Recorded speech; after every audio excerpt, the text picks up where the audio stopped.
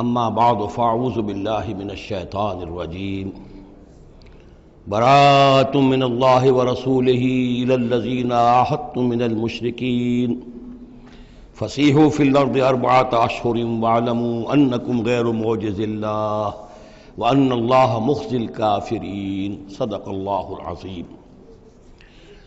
رب اشرح لی صدری ویسر لی امری واحلل عقدۃ من لسانی یفقہوا قولی۔ اللہم ربنا الہمنا رشدنا واعذنا من شرور انفسنا۔ اللہم ارنا الحق حقا وارزقنا اتباعہ وارنا الباطل باطلا وارزقنا اجتنابہ۔ اللہم طہر قلوبنا من النفاق واعمالنا من الرياء، آمین یا رب العالمین۔ اب ہم اللہ کے نام سے سورہ توبہ کا آغاز کر رہے ہیں۔ یہ سورہ مبارکہ تجزیے کے اعتبار سے قرآن حکیم کی مشکل ترین صورت ہے۔ اس میں کئی خطبات ہیں جو مختلف مواقع پر نازل ہوئے ہیں، اور چونکہ قرآن مجید میں یہ چیز محفوظ نہیں ہے کہ کون سا خطبہ کس وقت نازل ہوا، اس کے حوالے سے بڑی تحقیق کی ضرورت ہوتی ہے، اور جن لوگوں نے اتنی تکلیف گوارا نہیں کی ہے وہ بہت سے مغالطوں میں خود بھی مبتلا ہوئے ہیں اور دوسروں کو بھی مبتلا کیا ہے۔ بہرحال پہلی بات تو یہ سمجھیے کہ یہ سورہ مبارکہ دو بڑے بڑے حصوں پر مشتمل ہے۔ پہلا حصہ پہلے 5 رکوعوں پر مشتمل ہے اور دوسرا حصہ 11 رکوعوں پر مشتمل ہے۔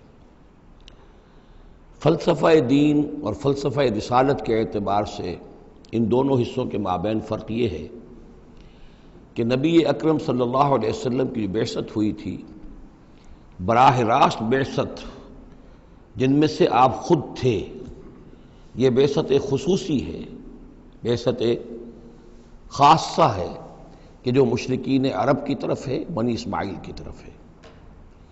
ایک آپ کی بعثت عمومی ہے پوری نوع انسانی کی طرف۔ آپ دو بعثتوں کے ساتھ مبعوث فرمائے گئے۔ آپ کی جو بعثت خصوصی ہے الی اہل العرب، بنی اسماعیل، مشرکین عرب، چونکہ آپ انہی میں سے تھے اور انہی کی زبان میں آپ نے آخری اتمام حجت کر دیا، لہذا ان کے ضمن میں اللہ تعالیٰ کا جو قدیم قانون ہے رسولوں کے بارے میں کہ اگر کوئی قوم اس کی طرف رسول بھیجا جائے اور وہ اتمام حجت کر دے اور پھر بھی وہ قوم تسلیم نہ کرے تو اس قوم کو ہلاک کر دیا جاتا تھا، عذاب استیصال۔ تو اس قوم کے حق میں تو یہ آخری فیصلہ جو ہے اللہ تعالیٰ کا اسی قانون کے تحت نافذ ہوا۔ اس آخری فیصلے کا جو معاملہ ہے وہ ہے جو پہلے 5 رکوعوں میں آیا ہے۔ یہ حضور صلی اللہ علیہ وسلم کی بعثت خصوصی سے متعلق ہے، اہل عرب کی طرف۔ البتہ چونکہ آپ کی بعثت عمومی ہے پوری نوع انسانی کے لیے، آپ نے جزیرہ نما عرب میں دین کو غالب کر دیا، قائم کر دیا۔ بعثت خصوصی کا تو گویا کہ آخری مقصد آخری درجے میں مکمل ہو گیا، لیکن یہ بعثت عمومی کے کام کا آپ نے آغاز فرمایا ہے صلح حدیبیہ کے بعد۔ آپ نے 7 ہجری تک کوئی مبلغ، کوئی داعی کہیں باہر نہیں بھیجا، جب تک کہ جزیرہ نما عرب میں اس حد تک کامیابی نہیں ہو گئی کہ قریش نے آپ کو تسلیم کر لیا اور آپ کے ساتھ صلح کی، تو جس کو کہ اللہ تعالیٰ نے انا فتحنا لک فتحا مبینا قرار دیا ہے، اس وقت تک آپ نے اپنی پوری توجہ، آپ نے پورا وقت، اپنی ساری صلاحیتیں، اپنی قوتیں مرکوز رکھی ہیں جزیرہ نما عرب کے اندر۔ البتہ جب اس حد تک کام پورا ہو گیا سن 7 میں، سن 6 میں صلح حدیبیہ ہوئی ہے، تو اس کے بعد آپ نے نامہ بر بھیجے، اپنے خطوط بھیجے، قیصر کے نام بھیجا، کسریٰ کے نام بھیجا، مقوقس کے نام بھیجا، نجاشی بھی اب جو اس وقت تھا، وہ نجاشی جو ایمان لائے تھے فوت ہو چکے تھے، ان کی تو غائبانہ نماز جنازہ بھی حضور نے پڑھائی تھی۔ اب جو نجاشی تھے وہ مسلمان نہیں تھے، ان کے پاس بھی خط گیا۔ ان خطوط کے نتیجے میں سلطنت روما سے ایک ٹکراؤ شروع ہو گیا۔ غزوہ موتا ہوا اور اس کے بعد غزوہ تبوک۔ یہ جو 2 غزوات ہیں ان کا تعلق حضور کی بعثت عمومی سے ہے کہ اب بیرون ملک عرب آپ کی دعوت کا اور آپ کی اقامت دین کی جد و جہد کا دائرہ وسیع ہو رہا ہے۔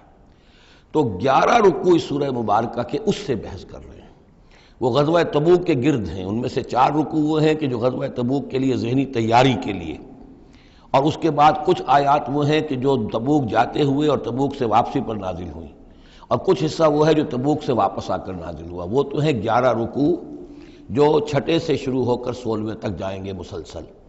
البتہ پہلے 5 رکوع وہ ہیں کہ جن میں اندرون جزیرہ نما عرب، اندرون ملک آپ کی جو مشن تھا اس کی تکمیل کا جو آخری مرحلہ تھا اس کا اعلان ہو رہا ہے۔ اب یہ جو 5 رکوع ہیں ان میں بھی ایک عجیب تقسیم ہے۔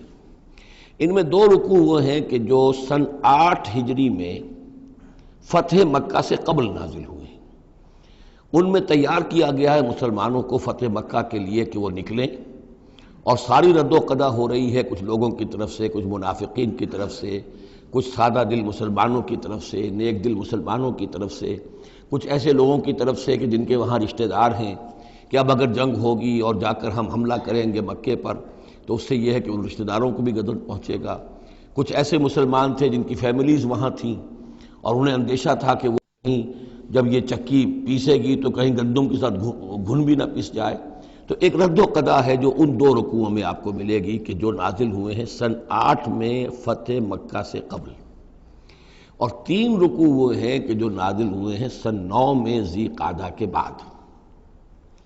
اور یہ جب کہ فتح مکہ ہو چکا، اس سال حضور نے حج نہیں کیا، پھر اگلے سال آپ نے بھی دوبارہ حج نہیں کیا، لیکن آپ نے ایک قافلہ بھیج دیا تھا کہ وہ جائے، اور اس کے امیر کی حیثیت سے حضرت ابوبکر صدیق رضی اللہ تعالیٰ عنہ تھے امیر الحج۔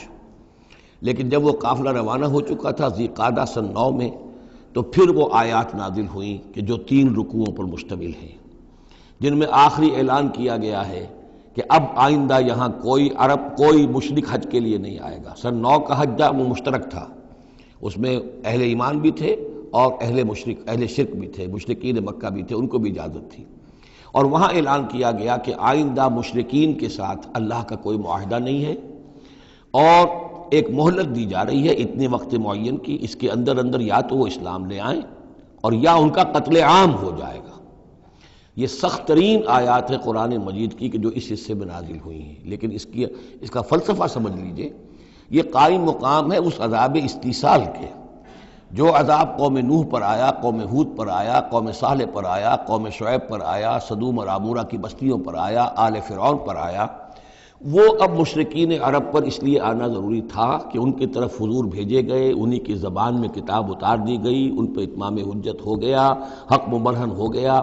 اب اگر وہ ایمان نہیں لا رہے ہیں تو عذاب استیصال کے مستحق ہو چکے ہیں۔ البتہ یہ کہ انہیں پہلی قسط جو دی گئی عذاب کی وہ تو غزوہ بدر کی شکل میں تھی، اب آخری یہ ہے کہ چیلنج کر دیا گیا کہ اب اتنی مدت کے اندر اندر اگر تم ایمان لے آؤ گے تو تمہاری خیریت ہے، نہیں لاؤ گے تو تمہیں قتل کر دیا جائے گا۔ اور اس میں خود بخود امپلائڈ تھی یہ بات کہ اگر تم نہ ایمان لانا چاہو نہ قتل ہونا چاہو تو جزیرہ نماء عرب کو خیر بات کہہ کے چلے جاؤ، جہاں سینگ سمائے چلے جاؤ، اب عرب میں نہیں رہ سکتے۔ اس جزیرہ نماء عرب کو پاک کر دیا جائے گا شرک سے۔ تو 2 رکوع وہ 3 یہ۔ اب اس میں ایک اور کمپلیکیشن ہے، یہ 2 رکوع پہلے اور 3 رکوع بعد میں، ترتیب زمانی تو یہ ہے، ان 3 رکوعوں کا ایک رکوع پہلے نکال کے لے آیا گیا ہے۔ جیسے میں نے کہا تھا کہ سورہ انفال میں ایک آیت جو تھی کہ جو بڑی اہم تھی اور جو بڑی یوں سمجھیے کہ ایک حساس مسئلے پر تھی کہ مال غنیمت کا کیا ہوگا، اس کو پہلے لے آئے، حالانکہ اس کا اصل حکم، اس کی اصل بحث جو ہے وہ سورت کے اندر چل رہی ہے، جا کے وسط میں آ رہی ہے۔ اسی طریقے سے قرآن کا اسلوب ہے کہ جو خاص بہت اہم شے تھی، اگرچہ وہ ان 3 رکوعوں سے متعلق ہے جو بعد میں نازل ہوئے ہیں، لیکن ان کو پہلے سب سے پہلے صورت میں رکھ دیا گیا ہے۔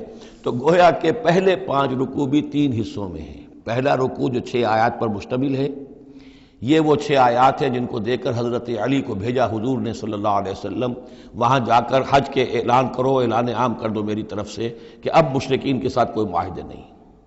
اس کے بعد وہ 2 رکوع ہیں جو ایک سال پہلے جو ہے نازل ہوئے ہیں فتح مکہ سے قبل۔ پھر 2 رکوع وہی ہیں کہ جو ان 6 آیات کے تسلسل میں ہیں جو ذی قعدہ سن 9 ہجری میں نازل ہو رہے ہیں۔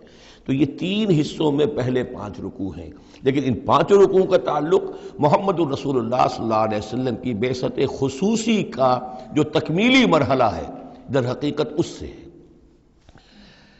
برات من اللہ ورسولہ، اعلان برات ہے، لا تعلقی کا اعلان ہے اللہ اور اس کے رسول کی طرف سے، الی الذین عاہدتم من المشرکین، ان لوگوں کی جانب جن سے اے مسلمانوں تم نے مشرکوں میں سے معاہدے کیے ہیں۔ اللہ کی طرف سے سارے معاہدے ختم۔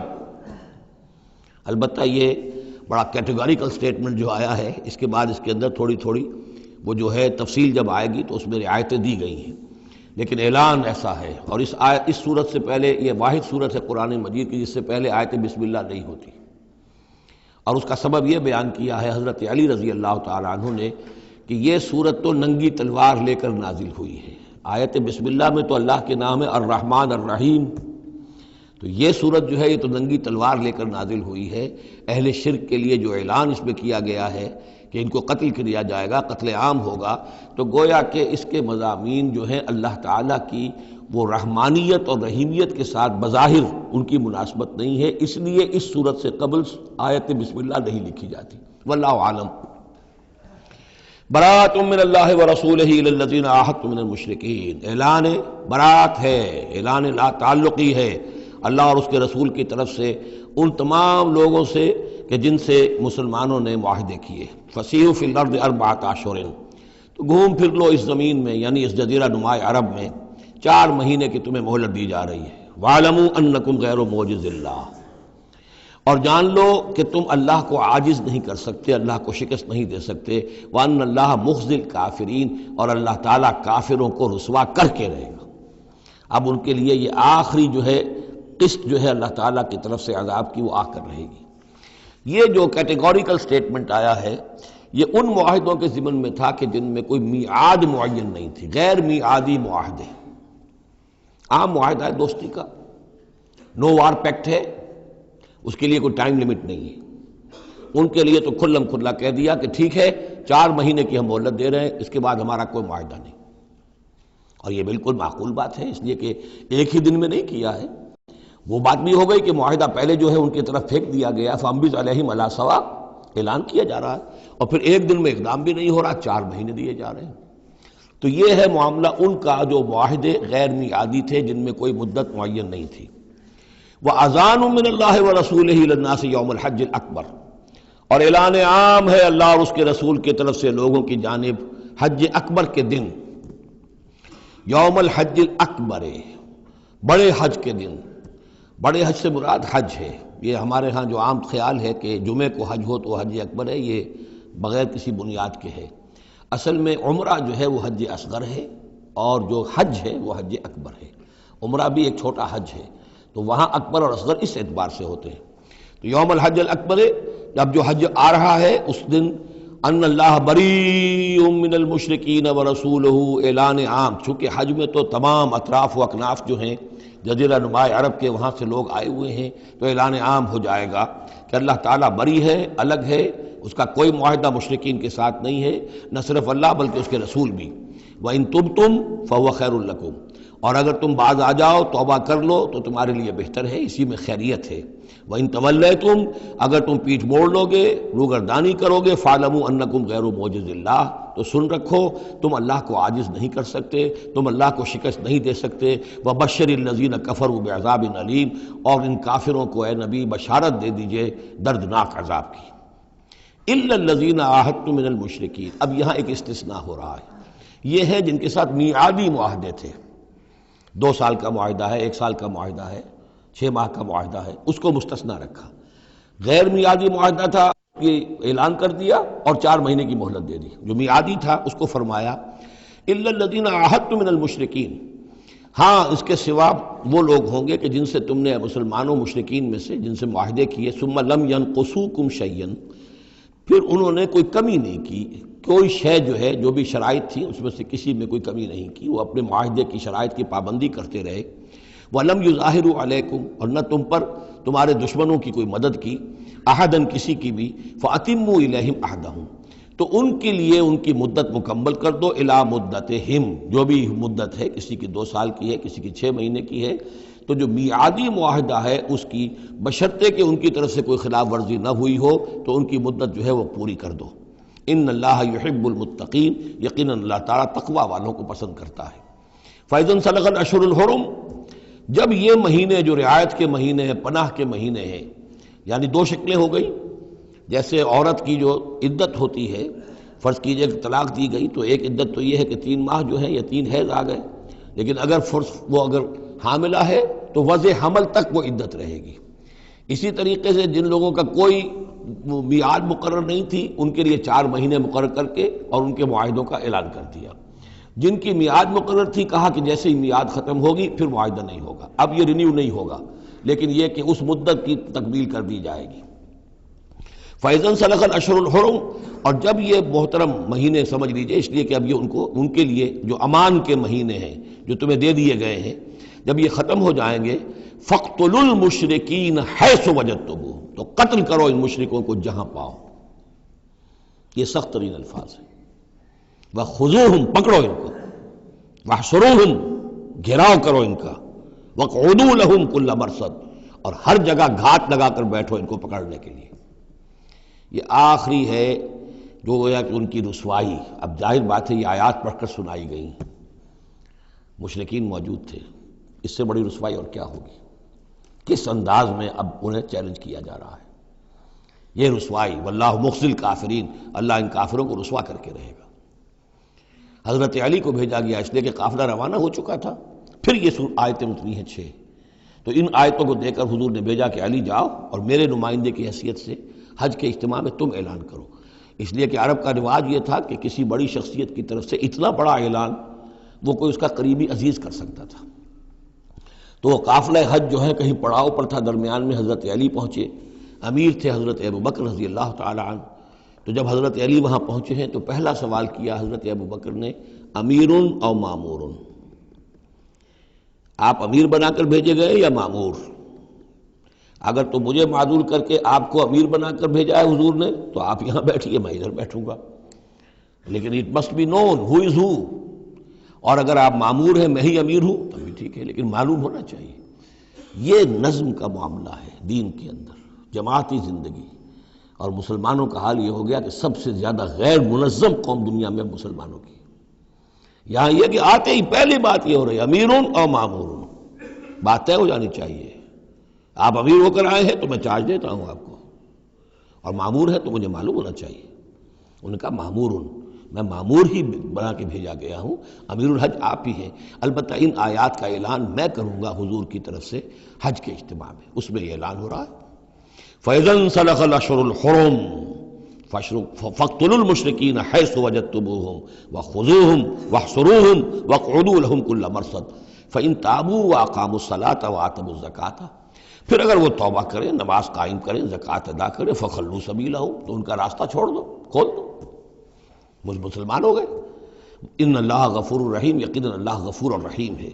وَإِنْ أَحَدٌ مِّنَ الْمُشْرِكِينَ اسْتَجَارَكَ، اور اگر مشرکین میں سے کوئی شخص آپ سے پناہ طلب کرے، حتیٰ یسمع کلام اللہ، اتنا بڑا ہمیں الٹیمیٹم دے دیا گیا ہے، بہت سے لوگ ہوں گے ابھی تک انہوں نے توجہ کی نہیں، سوچا ہی نہیں محمد کیا کہہ رہے ہیں، کیا دعوت ہے۔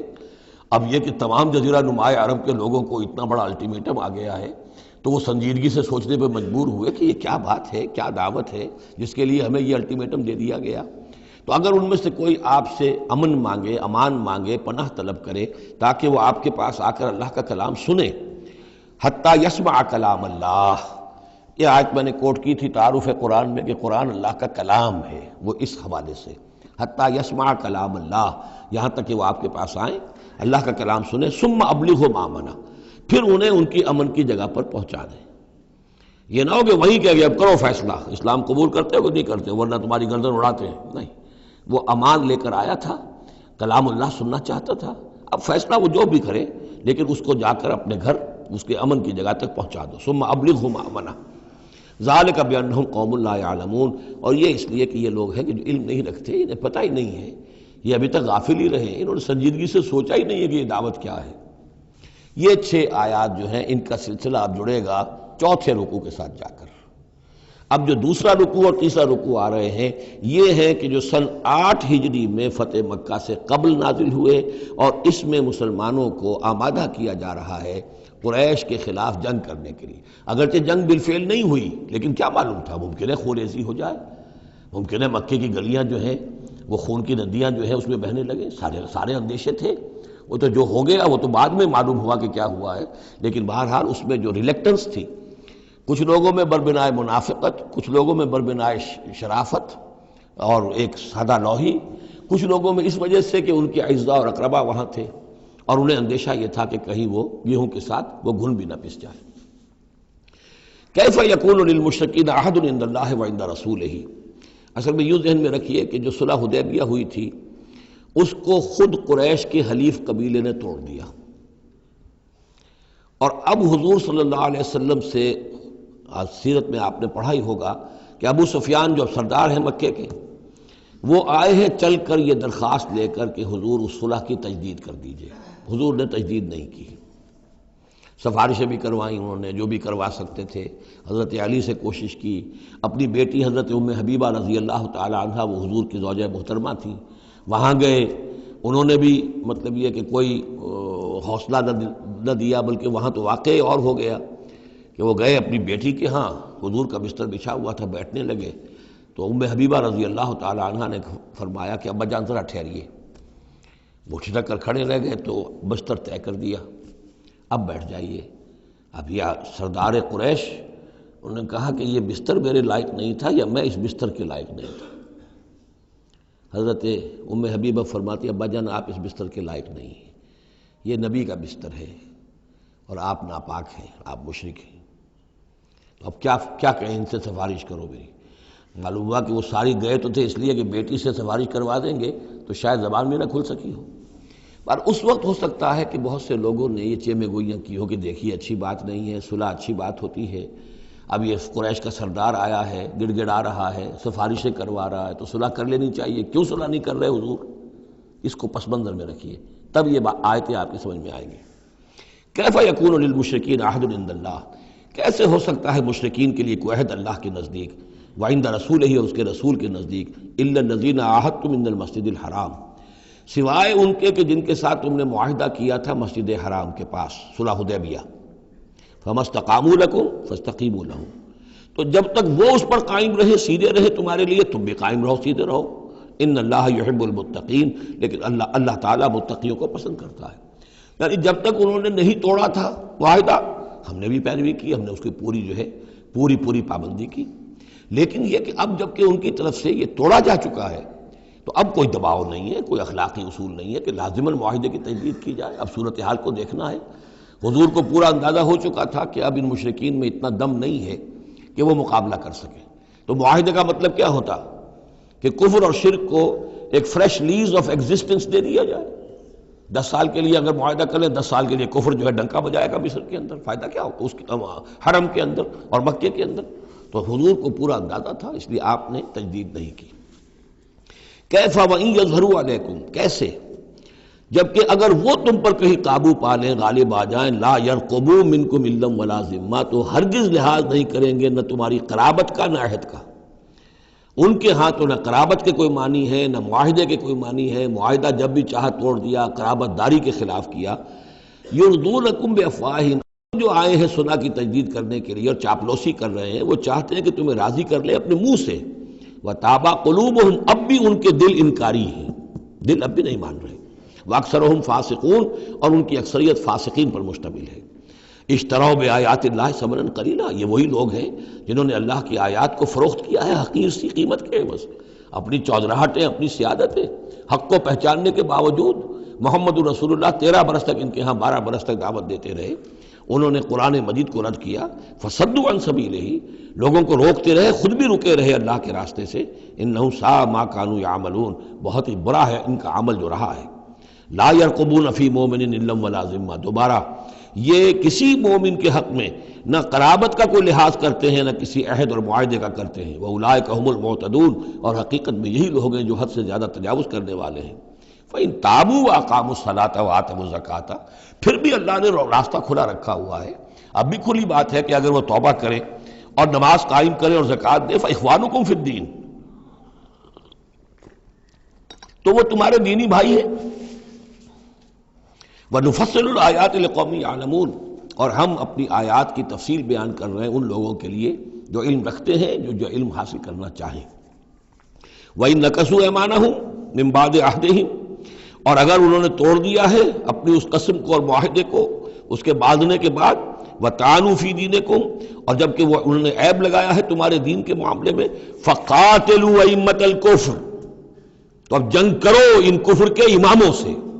یہ ہے الفاظ جو بہت نوٹ کرنے کے۔ ائمۃ الکفر کون تھے جزیرہ نما عرب میں؟ کافر تو سب تھے، مشرک سب تھے۔ ائمۃ الکفر، ائمۃ الشرک، یہ قریش تھے، متولی کعبے کے، بتوں کے مجاور۔ یہ سارا مرکز جو ہے شرک کا جو بنایا، اللہ کے گھر کو توحید کا مرکز تھا اسے شرک کا اڈا بنا دیا۔ یہ ہے امام۔ جب تک ان کو شکست نہ دی جائے تو ظاہر بات ہے کہ جزیرہ نما عرب پر دین کے غلبے کا تصور نہیں ہے۔ چاہے وہاں کوئی فارمل حکومت نہیں تھی، کوئی سلطنت نہیں تھی، کوئی ریاست نہیں تھی، کوئی جو ہے فارمل دارالخلافہ نہیں تھا، لیکن معنوی اعتبار سے یہ ام القریٰ، یہ مرکزی بستی ہے، یہ ہے اس پورے جزیرہ نما عرب کا صدر مقام ایک اعتبار سے۔ اور یہاں کے جو لوگ ہیں ائمۃ الکفر، ان کے ساتھ جنگ کرو۔ فقاتلوا ائمۃ الکفر، تو قتال کرو ان کفر کے اماموں سے۔ انہم لا ایمان لہم، ان کی کسی قسم کا کوئی پاس نہیں، ان کی کوئی قسمیں نہیں ہیں، کوئی اعتبار نہیں۔ لعلہم ینتہون، شاید کہ وہ باز آ جائیں، یعنی سختی سے شاید باز آ جائیں۔ اے مسلمانوں، نرمی کے ساتھ وہ باز آنے والے نہیں ہیں۔ الا تقاتلون قوما نکثوا ایمانہم، کیا ہو گیا تمہیں؟ تم جنگ نہیں کرنا چاہتے ایسی قوم سے جنہوں نے اپنے عہد کو توڑا؟ معاہدہ انہوں نے توڑا ہے، مسلمانوں نے تو نہیں توڑا، نہ مسلمانوں کے حلیف قبیلے نے توڑا، انہوں نے وعدہ جو کیا تھا اس کو توڑا ہے۔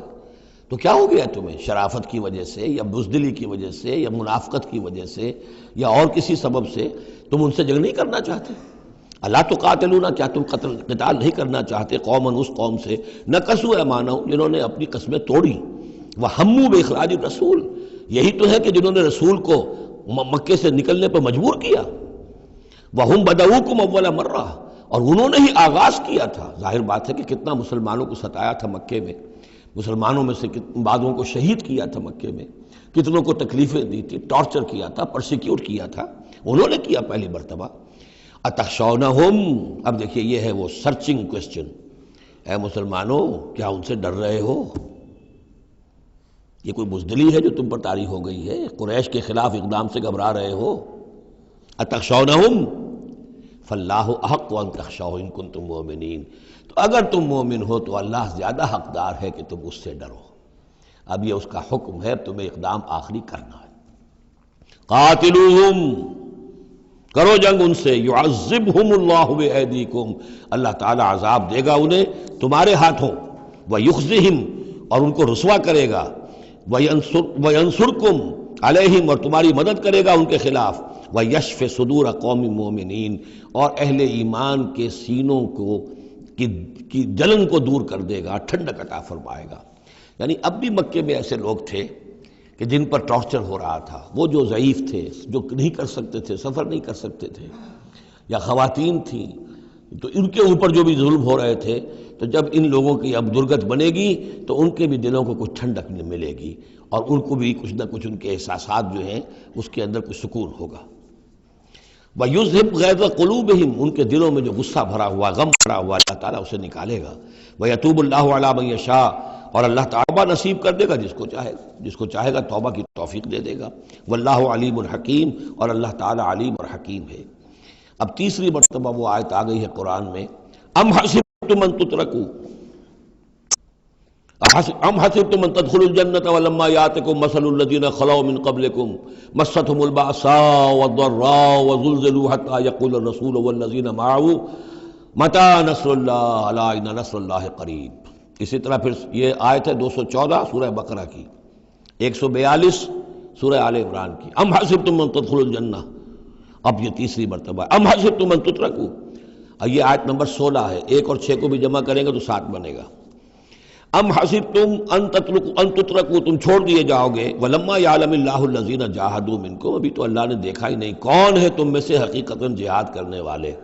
دوسری قوموں کے خلاف جہاد کرنا اور تھا، اب اپنی قوم کے خلاف جہاد کرنے کے لیے جانا، ظاہر بات ہے کہ اس کے اندر ایک اور اضافی امتحان ہے جو اللہ تمہارا لے لینا چاہتا ہے۔ وَلَمْ يَتَّخِذُوا مِن دُونِ اللَّهِ وَلَا رَسُولِهِ وَلَا الْمُؤْمِنِينَ وَلِيًّا، اور دیکھ لینا چاہتا ہے اللہ کہ کون ہیں وہ لوگ کہ جو اللہ کے سوا اور اس کے رسول کے سوا اور اہل ایمان کے سوا کسی کے ساتھ دلی تعلق، دلی محبت اور دلی رازداری کا کوئی تعلق نہیں رکھتے۔ یہ رشتے جب تک کٹیں گے نہیں ایمان کی تلوار سے، اس وقت تک تمہارا خلوص جو ہے اللہ کے ساتھ اور دین کے ساتھ وہ کیسے ثابت ہوگا؟ واللہ خبیر بما تعملون، اور جو کچھ تم کر رہے ہو اللہ اس سے باخبر ہے۔ ما کان للمشرکین ان یعمروا مساجد اللہ، ان مشرکوں کا تو یہ حق نہیں ہے کہ وہ آباد کریں اللہ کے گھروں کو۔ یہ مسجد ہے، اللہ کا گھر ہے، یہ بیت اللہ ہے، یہ مشرکین اس کے متولی بنے بیٹھے ہیں، ان کا کوئی حق نہیں ہے۔ یہ توحید کا مرکز ہے بیت اللہ۔ ما کان للمشرکین، نہیں ان کا یہ حق، ان یعمروا مساجد اللہ، یہ متولی بنے بیٹھے ہوئے ہیں اس کے، شاہدین علی انفسہم بالکفر، اپنے اوپر کفر کی گواہی دیتے ہوئے، یعنی اعلانیہ کافر ہیں، مشرک ہیں، اور پھر اس بیت اللہ کے متولی بنے ہوئے۔ اولئک حبطت اعمالہم، ان کے سارے اعمال حبط ہو گئے، یعنی حاجیوں کی خدمت کر دی، پانی پلا دیا، یہ کر دیا، وہ کر دیا، ان کی کوئی حیثیت اللہ کی نگاہ میں نہیں ہے۔ ان کے جو شرک ہے اور کفر ہے اس نے ان کے تمام اعمال حبط کر دیے۔ وفی النار ہم خالدون، اور آگ ہی میں وہ رہیں گے ہمیشہ ہمیشہ۔ انما یعمر مساجد اللہ من آمن باللہ والیوم الآخر، مسجدیں اللہ کی مسجدوں کو آباد کرنا تو ان کا حق ہے جو ایمان لائے اللہ پر اور یوم آخر پر، واقام الصلاۃ، اور نماز قائم کریں، وآت الزکوٰۃ، اور زکوٰۃ ادا کریں، ولم یخش الا اللہ، اور نہ ڈرے کسی سے سوائے اللہ کی۔ فعسیٰ اولئک ان یکونوا من المہتدین، تو ایسے لوگ ہیں کہ جن کے بارے میں توقع ہے کہ وہ راہ یاب ہوں گے اور منزل مراد تک پہنچ جائیں گے۔ اجعلتم سقایۃ الحاج وعمارۃ المسجد الحرام کمن آمن باللہ والیوم الآخر، کیا تم نے حاجیوں کو پانی پلانا اور مسجد حرام کو آباد رکھنا اس کو برابر کر دیا ہے اس کے کہ جو شخص ایمان لایا اللہ پر اور یوم آخر پر، وجاہد فی سبیل اللہ، اللہ کی راہ میں جہاد کرے؟ یہ مشرکین مکہ، مشرکین قریش کیا کرتے ہیں؟ ان کا یہی کریڈٹ ان کا کیا ہے کہ جو ہے بیت اللہ کو آباد رکھا ہوا ہے، حاجی آ رہے ہیں تو ان کی خدمت کر رہے ہیں، انہیں دودھ پانی پلا رہے ہیں، تو بس یہ تو کیا یہ چیزیں برابر ہو گئیں ان کے کہ جو ایمان لائے اللہ پر اور یوم آخر پر اور جنہوں نے جہاد کیا اللہ کی راہ میں؟ لا یستوون عند اللہ، یہ دونوں برابر نہیں ہیں اللہ کے نزدیک۔ واللہ لا یہدی القوم الظالمین، اور اللہ ایسے ظالموں کو ہدایت نہیں دیتا۔ الذین آمنوا وہاجروا وجاہدوا فی سبیل اللہ باموالہم وانفسہم، وہ لوگ جو ایمان لائے، جنہوں نے ہجرت کی، پھر جہاد کیا اللہ کی راہ میں اپنے مالوں سے اور اپنی جانوں سے، اعظم درجۃ من عند اللہ، ان کا بہت بلند و بالا اور بہت عظیم رتبہ ہے اللہ کے نزدیک۔ واولئک هم الفائزون، اور حقیقت میں وہی ہیں کامیاب ہونے والے۔ یبشرہم ربہم برحمت منہ ورضوان، انہیں بشارت دیتا ہے ان کا رب اپنی رحمت، خاص اپنے خزانہ فضل سے رحمت کی، ورضوان، اور رضامندی کی، وجنات لہم فیہا نعیم مقیم، اور ان باغات کی کہ جن کے اندر بہت ہمیشہ رہنے والی نعمتیں ہوں گی، خالدین فیہا ابدا، جن میں وہ رہیں گے ہمیشہ ہمیش۔ ان اللہ عندہ اجر عظیم، یقیناً اللہ تعالیٰ ہی کے پاس بہت بڑا اجر ہے۔ یا ایھا الذین آمنوا لا تتخذوا آباءکم واخوانکم، اب چونکہ کچھ مسلمانوں کو جیسا کہ میں نے عرض کیا یہ ہوگا کہ آخر وہ ہمارے باپ ہیں، وہاں پہ بھائی ہیں، اب یہ جنگ ہوگی، چلیے ابھی تک امید تھی کہ وہ لوگ شاید ایمان لے آئیں تو ہمارے ساتھ ہو جائیں، ابھی تک وہ ایمان نہیں لائے ہیں، اب اگر ادھر سے چڑھائی ہوگی ہمیں جانا پڑے گا، اپنے ہاتھوں جو ہے وہ اپنے رشتہ داروں کو، اپنے بھائی بندوں کو قتل کرنا پڑے گا۔ یہ چیز جو رکاوٹ بن رہی تھی، تو ذرا اب اس کے اوپر ایک ضرب لگ رہی ہے ان دو آیتوں میں، اور قرآن مجید کی اہم ترین آیتوں میں سے اگلی آیت ہے جو آئے گی اس کے بعد، آیت نمبر 24۔ یا ایھا الذین آمنوا لا تتخذوا آباءکم واخوانکم اولیاء، اے اہل ایمان، اپنے باپوں اور بھائیوں کو اپنے ولی اور دوست اور حمایتی مت سمجھو، مت بناؤ۔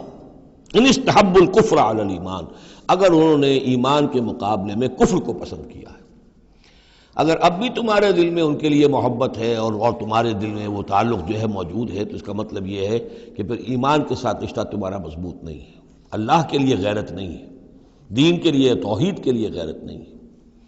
یا ایھا الذین آمنوا لا تتخذوا آباءکم واخوانکم اولیاء ان استحبوا الکفر علی الایمان ومن یتولہم منکم، تو جو کوئی بھی ان کے ساتھ وہ ولایت کا تعلق رکھے گا، دوستی اور جو پشت پناہی کا، فَأُولَٰئِكَ هُمُ الظَّالِمُونَ، تو خود وہ بھی پھر ظالموں میں شریک ہو جائیں گے۔ اب وہ آیت آ رہی ہے، خاصی طویل آیت ہے اور یہ بہت ہی اہم آیت ہے۔ قل، اے نبی ان سے کہہ دیجئے، ان کان آباؤکم وابناؤکم واخوانکم وازواجکم وعشیرتکم واموال اقترفتموها وتجارۃ تخشون کسادها ومساکن ترضونها احب الیکم من اللہ ورسولہ وجہاد فی سبیلہ فتربصوا حتی یاتی اللہ بامرہ واللہ لا یہدی القوم الفاسقین۔ اے نبی ان سے کہہ دیجئے، اگر ہو تمہیں تمہارے باپ اور تمہارے بیٹے اور تمہارے بھائی اور تمہاری بیویاں یا بیویوں کے لیے شوہر اور تمہاری برادری رشتہ دار، اور وہ مال جو تم نے بہت محنت سے کمائے ہیں، جمع کیے ہیں، وہ تجارت جس کے مندے کا تمہیں خطرہ رہتا ہے، ڈرتے رہتے ہو، اور وہ حویلیاں اور وہ محل جو تم نے بنائے ہیں تمہیں بہت پسند ہیں، مساکن ترضونہا، اگر یہ 8 چیزیں محبوب تر ہیں، احب الیکم، ان 8 کی محبت زیادہ ہے تمہارے دلوں میں، من اللہ و رسولہ و جہاد فی سبیلہ، اللہ کی محبت، رسول کی محبت، اللہ کی راہ میں جہاد کی محبت، اگر یہ 3 محبتیں کم ہیں، وہ زیادہ ہیں، فتربصوا، تو جاؤ انتظار کرو، دفع ہو جاؤ، فتربصوا، جاؤ انتظار کرو، حتی یاتی اللہ بامرہ، یہاں تک کہ اللہ اپنا فیصلہ سنا دے، واللہ لا یہدی القوم الفاسقین، اللہ ایسے فاسقوں کو راہیاب نہیں کرتا۔ بہت سخت آیت ہے، بہت اہم آیت ہے، بڑی کیٹیگوریکل ہے۔ ہر شخص اپنے باطن میں ایک ترازو نصب کرے، اپنے باطن میں، کسی اور کو نہ ناپیے تولیے، یہ اپنے آپ کو تولیے۔ بل الانسان علی نفسہ بصیرہ، انسان اپنے آپ سے خوب واقف ہے۔ ایک میں ڈالیے پلڑے کے اندر یہ 8 محبتیں، باپوں کی محبت، بیٹوں کی، بھائیوں کی، بیویوں کی یا شوہروں کی، اسپاؤسز کی، یا اس کے بعد رشتہ داروں کی، اور 3 شکلیں ہیں مال کی، وہ مال جو جمع کیا ہے، اور وہ تجارت جو بڑی محنت سے جمائی ہے، اس کا مندے کا اندیشہ رہتا ہے، اور وہ گھر بنائے ہیں، محل بنائے ہیں، کوٹھیاں بنائی ہیں، ولاز بنائے ہیں، بڑے ان کو سجایا ہے، ڈیکوریٹ کیا ہے۔ اگر ان 8 چیزوں کی محبت تمہارے دل میں زیادہ ہے، اللہ کی محبت، اس کے رسول کی محبت، اللہ کی راہ میں جہاد کی محبت سے، یہاں یہ تیسری چیز ہے کانکریٹ۔ پہلی 2 تو آپ کہہ سکتے ہیں میرے دل میں بڑی محبت ہے، آپ کو کیا پتہ، ٹھیک ہے بھائی، ہو سکتا ہے ٹنوں محبت ہو اللہ کی آپ کے دل میں، اور رسول کا بھی عشق ہو سکتا ہے کہ ٹنوں ہو آپ کے دل میں، لیکن تیسری محبت تو نظر آ جائے گی، اللہ کی راہ میں جہاد کی محبت کتنی ہے۔ اگر یہ 3 محبتیں ہلکی ہیں، وہ پڑنا بھاری ہے، فتربصوا حتی یاتی اللہ بامرہ، تو جاؤ انتظار کرو یہاں تک کہ اللہ اپنا فیصلہ سنا دے، اور اللہ ایسے فاسقوں کو، ایسے ناہنجاروں کو، ایسے سرکشوں کو اللہ تعالی ہدایت نہیں دیتا۔ یہ سیلف اسیسمنٹ سکیم ہے، ہر شخص خود اپنا جائزہ لے، کہاں کھڑا ہے، اس کی allocation of time, allocation of energies, اپنی صلاحیتیں کہاں لگا رہا ہے، کہاں کھپا رہا ہے، کس کام میں لگا رہا ہے۔ اسی کو پھر علامہ اقبال نے ایک شعر میں جمع کر دیا ہے، یہ مال و دولت دنیا، یہ رشتہ و پیوند، بتان وہم و گما، لا الہ الا اللہ۔ مال و دولت دنیا کی 3 شکلیں، دولت جیسے بھی ہو، ایسٹس ہوں، بینک بیلنس ہو، سٹاکس ہوں، جو بھی ہو، یہ مال و دولت دنیا۔ نمبر 2 جائیداد ہے، نمبر 3 بزنس ہے یا کیریئر ہے، پروفیشن ہے، اور رشتہ و پیوند جو سب سے قریبی ہو سکتے ہیں، باپ، بیٹا، بھائی اور سپاؤس، اور جو بھی اور رشتہ دار ہیں۔ یہ مال و دولت دنیا، یہ رشتہ و پیوند، بتان وہم و گما، یہ صرف بت ہیں، ہمارے اپنے وہم کے، توہم کے، ان کی کوئی حقیقت نہیں ہے۔ بتان وہم و گما، لا الہ الا اللہ۔ اگر لا الہ الا اللہ کی شمشیر سے ان بتوں کو آپ توڑ نہیں دیں گے، اور جب تک ٹھیک ہے حق ہے ان کا، بیوی کا حق ہے، اولاد کا حق ہے، ان لنفسک علیک حقا، لیکن وہ تابع رہے، ان 3 چیزوں کے تابع رہے، تب تک ٹھیک ہے۔ اور اگر ان 3 چیزوں سے وہ اوپر چلا گیا، کوئی بھی ایک بھی، تو بس وہ توحید ختم ہے، اب وہ شرک ہے۔ لقد نصرکم اللہ فی مواطن کثیرۃ ویوم حنین، اور اے مسلمانوں تمہاری اللہ نے مدد کی بہت سے مواقع پر، اور خاص طور پر یوم حنین۔ اب ظاہر بات ہے کہ یہ حصہ وہ ہے جو نازل ہو رہا ہے، جو کہ ہم کون سے رکوع میں پہنچ گئے؟ چوتھے رکوع میں پہنچ گئے. تو چوتھا اور پانچواں پھر وہ ہے جو ذی قعدہ سن 9 میں نازل ہو رہا ہے. تیسرا رکوع جہاں ختم ہوا وہ 2 رکوع ختم ہو گئے کہ جو قریش پر حملے کے ضمن میں اور مکے کی طرف اقدام کے ضمن میں جو رد و قدا ہو رہی تھی، اور وہ فتح مکہ سے پہلے نازل ہوئے سن 8 ہجری میں، رمضان سے قبل. اب یہ پھر وہی سلسلہ جڑ گیا جو 6 آیتیں ہم پہلے پڑھائے ہیں ذی قعدہ سن 9 ہجری میں جو نازل ہوئی اسی کے ساتھ. اب ظاہر بات ہے کہ اس وقت جو ہے غزوہ حنین بھی ہو چکا تھا. لقد نصرکم اللہ فی مواطن کثیرۃ، اللہ نے تمہاری مدد کی ہے مسلمانوں بہت سے مواقع پر. ویوم حنین، حنین کے دن بھی کی. اذ اعجبتکم کثرتکم، جب کہ تمہیں اپنی کثرت پر ناز ہو گیا تھا. اب یہ بھی یہ نہ سمجھیے کہ سب مسلمانوں کو ہو گیا تھا. حضور جب فتح مکہ کے وقت آئے ہیں مکے میں تو 10,000 مسلمان آپ کے ساتھ تھے.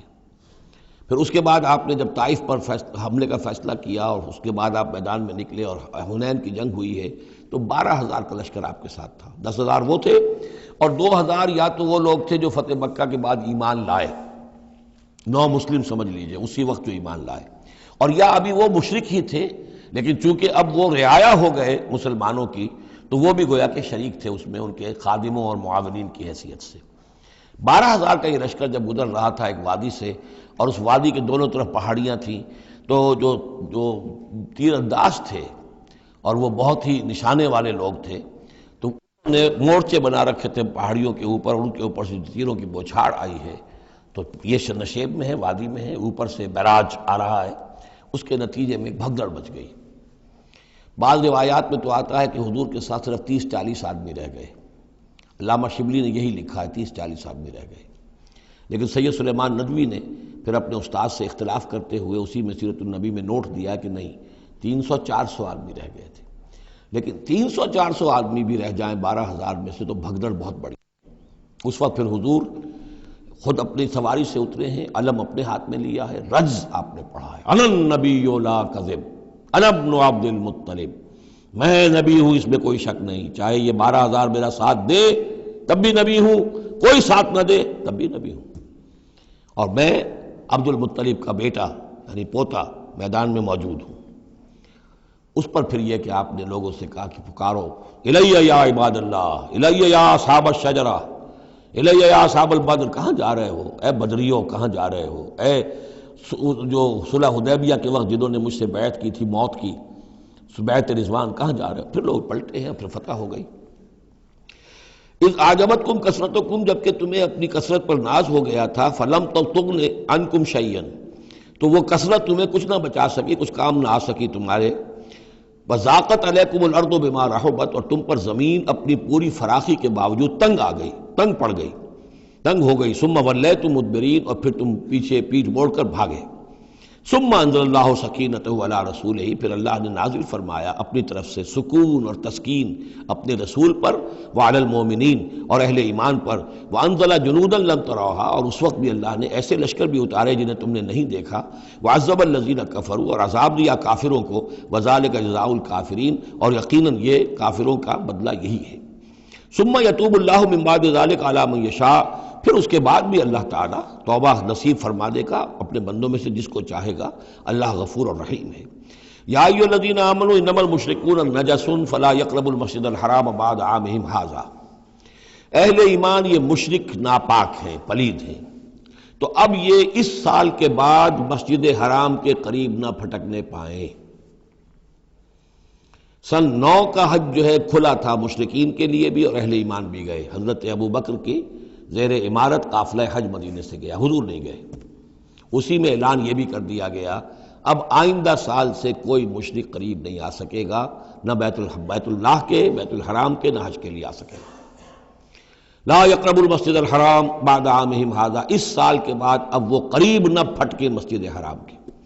وَإِنْ خِفْتُمْ عَيْلَةً، اب اندازہ ہوا ہوگا کہ یہ تو آتے تھے لوگ تو ہماری آمدنی ہوتی تھی، حاجی آتے تھے، قربانیاں کرتے تھے، کچھ اور نظریں چڑھاتے تھے، چڑھاوے چڑھاتے تھے تو ہماری آمدنی ہوتی تھی. وَإِنْ خِفْتُمْ عَيْلَةً، اگر تمہیں فقر کا اندیشہ ہو، فَسَوْفَ يُغْنِيكُمُ اللَّهُ مِنْ فَضْلِهِ، تو عنقریب اللہ تعالیٰ تمہیں غنی کر دے گا اپنے فضل سے انشاء، اگر وہ چاہے گا. ان اللہ علیم الحکیم، یعنی اتنی آئیں گی غنیمتیں تمہارے پاس کہ تم سے سنبھالی نہیں جائیں گی. حضور کے انتقال کے بعد چند سال کے اندر اندر سلطنت فارس اور سلطنت روما اور وہاں سے جو سیلاب آیا ہے مال غنیمت کا، تو حضور نے تو یہی فرمایا تھا کہ اے مسلمانوں، اس دنیا سے جاتے ہوئے آپ نے فرمایا تھا کہ مجھے تم پر فقر کا اندیشہ نہیں ہے، مجھے تو اندیشہ اب یہ ہے کہ تم پر دولت کے انبار آ جائیں گے تمہارے قدموں میں، اور پھر تم اس دولت کی وجہ سے ایک دوسرے کی گردنیں مارو گے۔ ان اللہ علیم الحکیم قاتل الذین لا یؤمنون باللہ ولا بالیوم الآخر ولا یحرمون ما حرم اللہ ورسولہ ولا یدینون دین الحق من الذین اوتوا الکتاب حتی یعطوا الجزیۃ عن ید وہم صاغرون۔ یہ آیت بھی فلسفہ دین کے اعتبار سے بہت اہم ہے۔ جنگ کرو ان لوگوں سے جو نہ ایمان رکھتے ہیں اللہ پر نہ یوم آخر پر، جو حرام نہیں ٹھہراتے جس کو اللہ اور اس کے رسول نے حرام ٹھہرایا، اور نہ قبول کرتے ہیں دین حق کی تابع داری من الذین اوتوا الکتاب، ان لوگوں میں سے کہ جن کو کتاب دی گئی تھی، حتی یعطوا الجزیۃ عن ید وہم صاغرون، یہاں تک کہ وہ اپنے ہاتھ سے جزیہ پیش کریں اور چھوٹے ہو جائیں، نیچے رہیں، تابع ہو جائیں۔ یہ فرق ہے جو کیا گیا ہے۔ مشرکین عرب کے لیے تو کوئی آپشن نہیں تھا، یا ایمان لاؤ یا گردن مار دی جائے گی، اس لیے کہ ان میں سے تھے حضور صلی اللہ علیہ وسلم، ان پر اتمام حجت بدرجہ آخر ہو گیا۔ لیکن یہ کہ باقی لوگوں کے لیے، نصارہ اور یہود کے لیے بھی، اور اسی کے تابع بقیہ پوری نوع انسانی ہے، تمام انسان، پھر فارس کے لوگ تھے یا ہندوستان کے لوگ تھے یا اور تھے، ان سب کے لیے قانون یہی رہا ہے۔ کسی کے لیے یہ چیلنج نہیں ہے کہ تم یا ایمان لاؤ یا قتل کر دیے جاؤ گے، اس کے بعد کسی کے لیے نہیں۔ یہ خاص وقت تھا اس قوم کے لیے اس عذاب کا کہ جس قوم نے ایک رسول کی دعوت کو رد کیا تھا۔ اب اس کے بعد کوئی رسول ہے بھی نہیں، موجود نہیں ہے، بنفس نفیس تو موجود نہیں ہے، معنوی طور پر ہے، وہ واقعتاً جو ہے مادی طور پر تو نہیں ہے۔ اس حوالے سے بقیہ پوری نوع انسانی کا معاملہ کیا ہے؟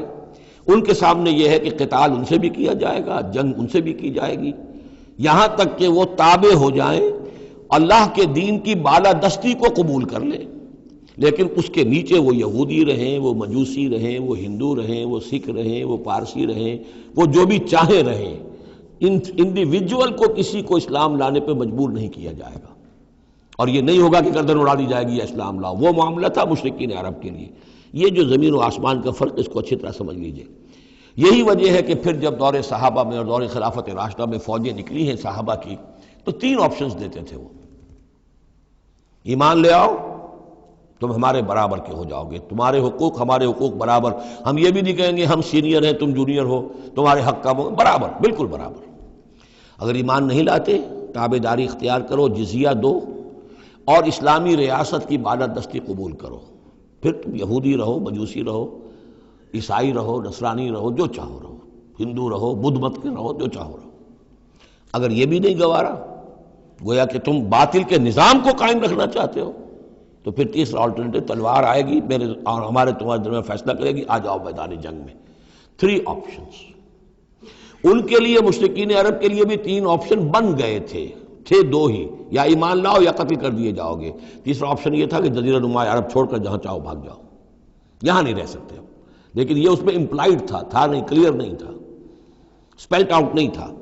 لیکن ان کے لیے یہ دوسرا آپشن تھا، قاتل الذین لا یؤمنون باللہ، قتال کرو ان سے جو ایمان نہیں رکھتے اللہ پر نہ یوم آخر پر، ولا یحرمون ما حرم اللہ ورسولہ، نہ حرام ٹھہراتے ہیں اور سمجھتے ہیں ان چیزوں کو جو اللہ اور اس کے رسول نے حرام کی ہیں، ولا یدینون دین الحق، اور نہ دین حق کو قبول کرنے کے لیے اور اس کی تابع داری کرنے کے لیے تیار ہیں، من الذین اوتوا الکتاب، اہل کتاب میں سے، ان سے بھی جنگ کرو، حتی یعطوا الجزیۃ عن ید، یہاں تک کہ وہ دیں جزیہ ہاتھ سے، وہم صاغرون، اور چھوٹے ہو کر رہے، اسلام کی بالادستی قبول کریں۔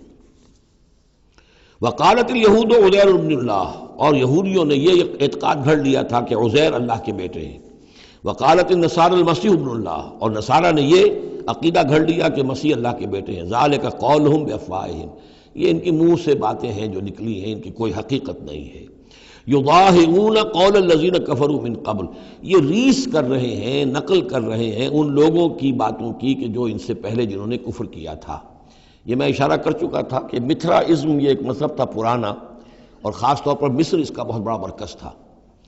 تو جب یہ سینٹ پال نے جب تبلیغ شروع کی ہے عیسائیت کی، اور وہ وہاں سے پھر بات جو ہے آگے بڑھی ہے، اور جینٹائلز کے اندر بھی تبلیغ اس نے شروع کی، تو اس نے پھر اپنے مذہب میں ایسے اعتقادات شامل کر لیے کہ یہ جو دوسرے مذہب کے لوگ ہیں وہ آسانی سے ہمارے اس مذہب میں عیسائیت میں آ جائیں۔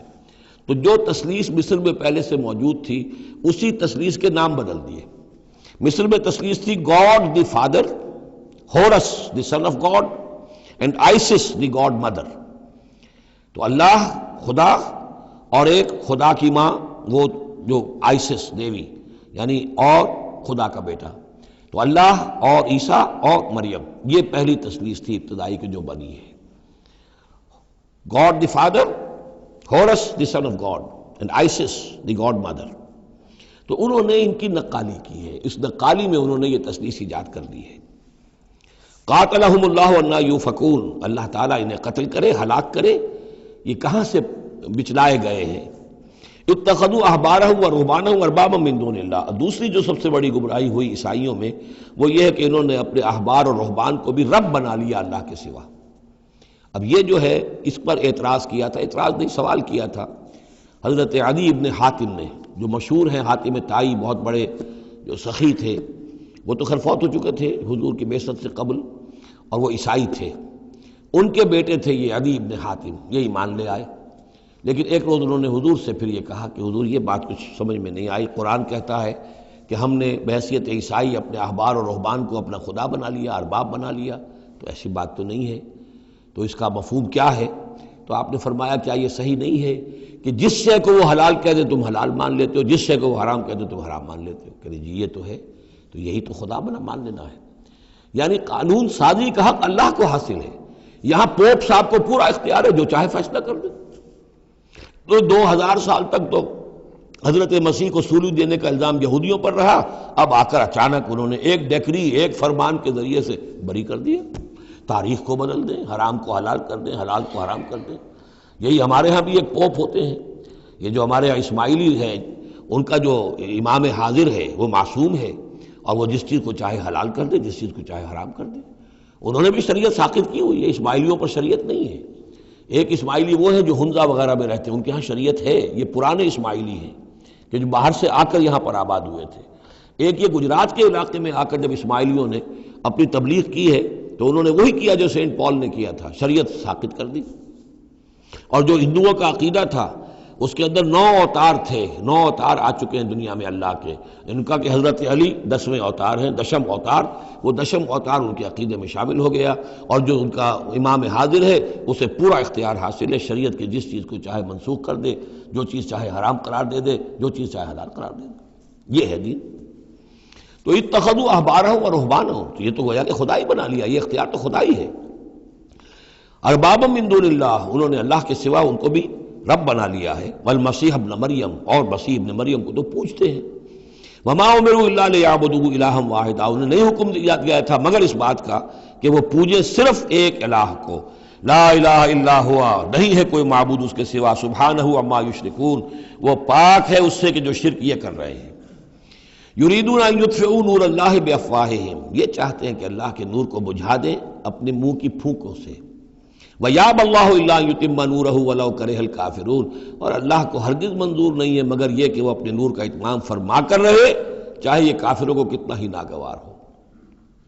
هُوَ الَّذِي أَرْسَلَ رَسُولَهُ بِالْهُدَى وَدِينِ الْحَقِّ لِيُظْهِرَهُ عَلَى الدِّينِ كُلِّهِ، وہی تو ہے جس نے بھیجا ہے اپنے رسول کو صلی اللہ علیہ وسلم الہدا اور دین حق دے کر، تاکہ غالب کرے اسے کل کے کل دین پر، کل نظام زندگی پر، وَلَوْ كَرِهَ الْمُشْرِكُونَ، خواہ یہ مشرکوں کو کتنا ہی ناگوار ہو۔ کیونکہ یہاں آ کر حضور کے مشن کے آخری درجے میں تکمیل ہو رہی ہے، تو یہاں کلیئرلی اب اس کو انیشیٹ کر دیا گیا۔ وہ جو میں نے عرض کیا تھا کہ ایک ہے رسالت کا بنیادی مقصد، تبشیر ہے، انذار ہے، تذکیر ہے، دعوت ہے، تبلیغ ہے، وما نرسل المرسلین الا مبشرین ومنذرین، وہ بنیادی مقصد بھی حضور کی بعثت کا ہے۔ لیکن حضور کا ایک امتیازی مقصد ہے، تکمیل رسالت کا جو مظہر ہے وہ ہے کہ دین کو غالب کرنا بالفعل۔ یہ جوڑا جو 2 آیتوں کا ہے یہ بالکل اسی ترتیب کے ساتھ یہ جوڑا سورہ صف میں بھی آیا ہے۔ دوسری آیت تو جو کہ تو ہے، ایک شوشے کا فرق نہیں، هو الذی ارسل رسولہ بالہدی ودین الحق لیظہرہ علی الدین کلہ ولو کرہ المشرکون۔ اس پر تو 24 صفحے کا میرا ایک مقالہ ہے جو لکھا ہوا ہے، جو میری کتاب ہے نبی اکرم صلی اللہ علیہ وسلم کا مقصد بعثت، صرف اس ایک آیت پر 24 صفحے کا مقالہ ہے۔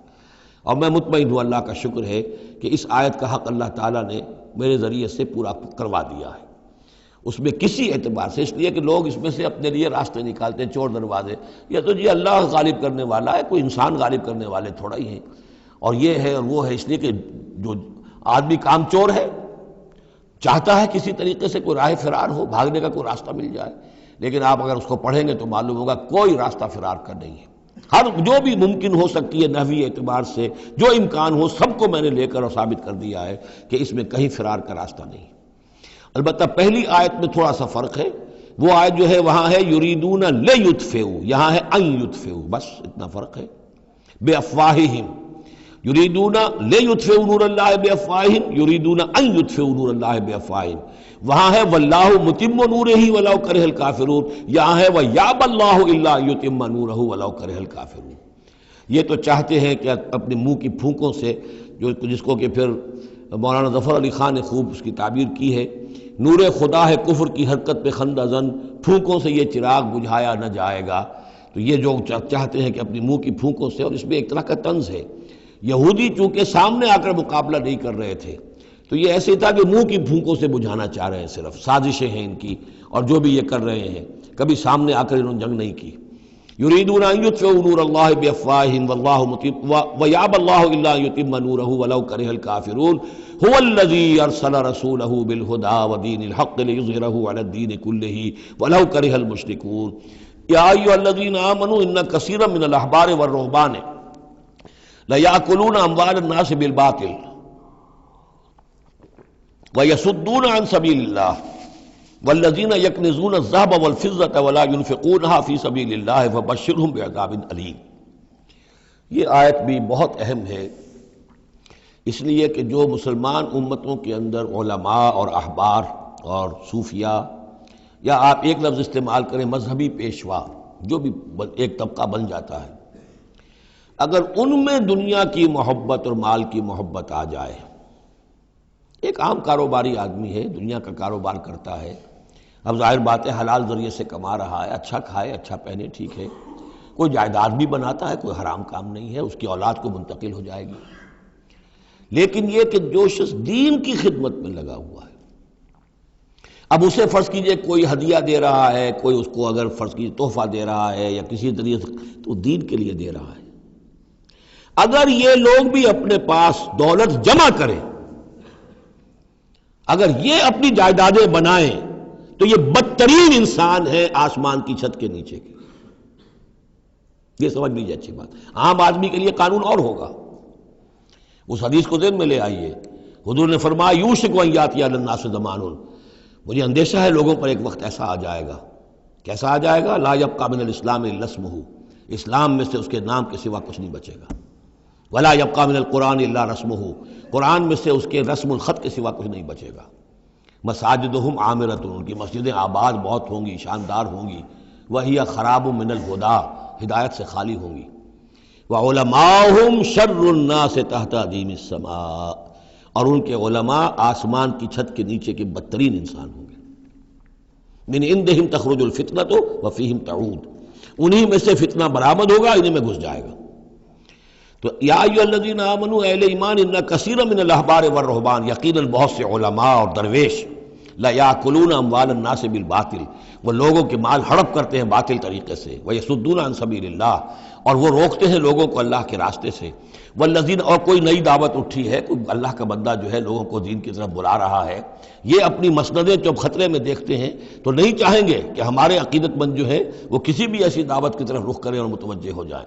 ان کی جائیدادیں بن رہی ہیں، بڑے بڑے ایسٹس بنا رہے ہیں، جب مرتے ہیں تو چھوڑ کر جائیدادیں جاتے ہیں، ان کی اولادوں کے پھر آپس میں مقدمے ہوتے ہیں، جھگڑے ہوتے ہیں۔ فرمایا والذین یکنزون الذہب والفضة، اور وہ لوگ کہ جو دفینے بناتے ہیں، جمع کرتے ہیں اپنے پاس سونا اور چاندی، ولا ينفقونها فی سبیل اللہ، اور وہ خرچ نہیں کرتے اس کو اللہ کی راہ میں، فبشرہم بعذاب علیم، تو ان کو بشارت دے دیجیے عذاب علیم کی، دردناک عذاب کی۔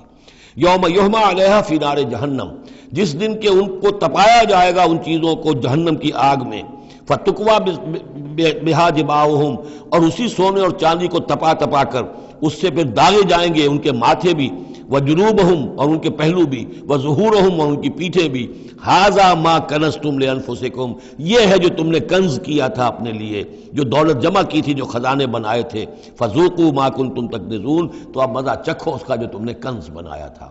اس آیت کے بارے میں بعض باتیں اور بھی ہیں، انشاءاللہ وہ پھر اگلے نشست میں بیان کروں گا۔